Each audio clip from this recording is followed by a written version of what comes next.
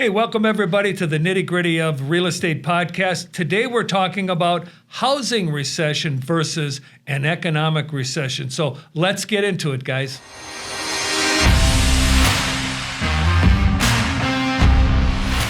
Hey everyone, welcome to the Nitty Gritty of Real Estate Podcast. Today we're talking about housing recession versus what we call an economic recession. What's the difference? What drives each one of them? Okay.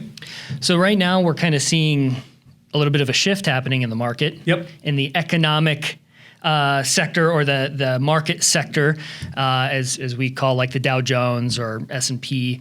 We're beginning to see these numbers start to decline, and I see panic, and people always equate that with a housing recession. I understand the panic. I get the fear, and we usually see housing continue to be the anchor even through a recession. Can you explain why that is? Yeah, so there's like an inverse sometimes what happens when we have an economic recession. So out of the last 8 recessions we've had, 6 of them, housing prices went up, and they went up on an average of 1.5% to 2.5% above the inflation rate. So if the inflation rate, which is usually what starts to set off a recession, not all the time, but usually, and that's really what we're in right now, we're 1.4% on the negative side for GDP in the first quarter, and it looks like we're probably going to be there in the second quarter, which is a technical recession. So getting back to what I was saying, Joe, we are seeing that as inflation rises 8, 9, 10%, we're going to see house appreciation stay ahead of that by about 1.5% to 2.5%.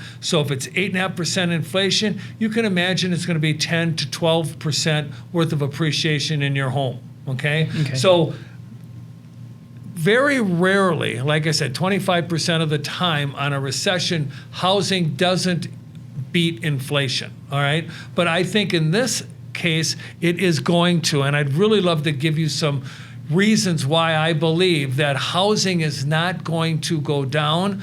There's, as we've talked many times on this podcast, there are so many reasons why housing is not going to drop in price. It may not be going at the 20% every year that it has for the last year and a half. Okay? Unfortunately for homeowners. Exactly. and really the housing market can't survive if Sure. it keeps going like that, because wages will never keep up. Okay.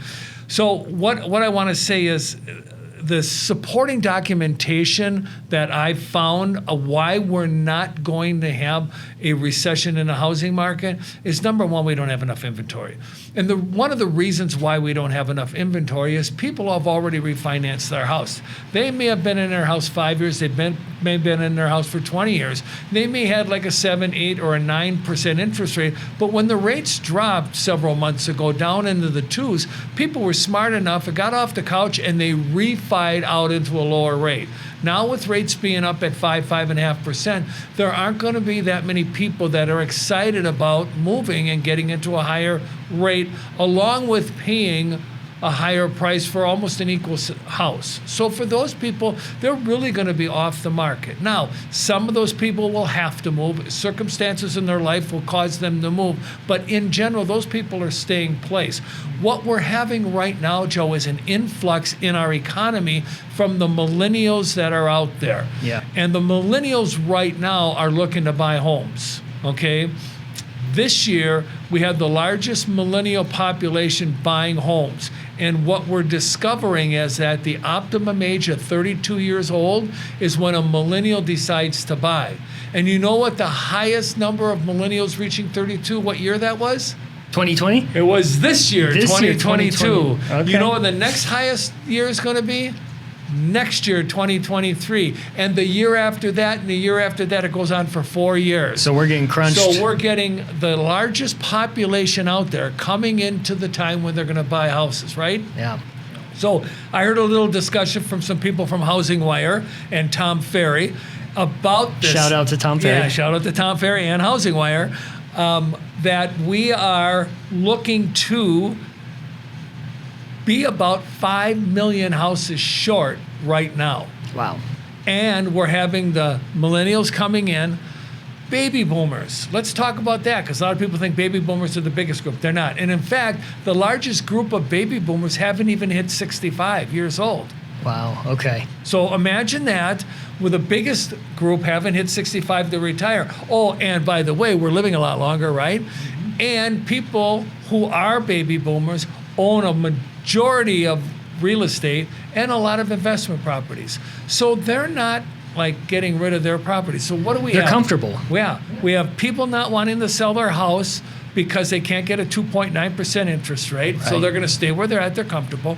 We have baby boomers not getting to the point right now where they want to sell because they're living longer, so they're comfortable. They really are starting to enjoy aging in place. Not everybody's going to a 55 and above resort community. Yeah. All right. Yeah. And then what we're also finding is some of the people that have gone to those communities missing the babies. They want to come back home and be with the kids and the family. Yeah. So multi-generational housing Right. is kind of a growing thing right now. Yes. Hey everyone, we want to interrupt this episode to let you know that we are a Keller Williams Southern Arizona franchise. We are also realtors practicing equal housing. Now let's get you back to the podcast. So we're not seeing a lot of inventory coming on the market.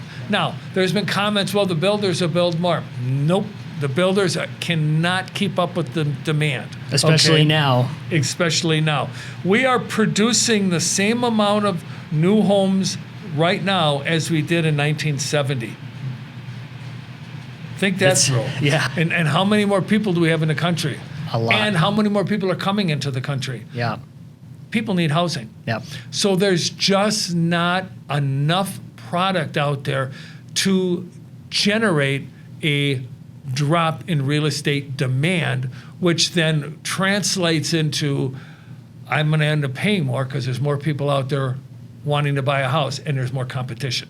Okay? Interesting. So that's really why we see real estate going up 10, 12, 13% over the next 2 to 3 years. And guys, Tom, this is your, if your 42nd year. 42nd year, and you're going to be working through the fourth recession? Downturn recession. Downturn, yeah. So in housing. Yeah, working in housing. There were a couple other recessions that weren't housing recessions, as I told you. Sure. So you have seen it firsthand within housing. Yep. And how it affects both the market and the housing market. Right. And those are different things, and we need to look at them separately.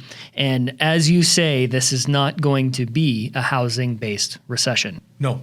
And here's some more information. I wanted people to kind of understand this.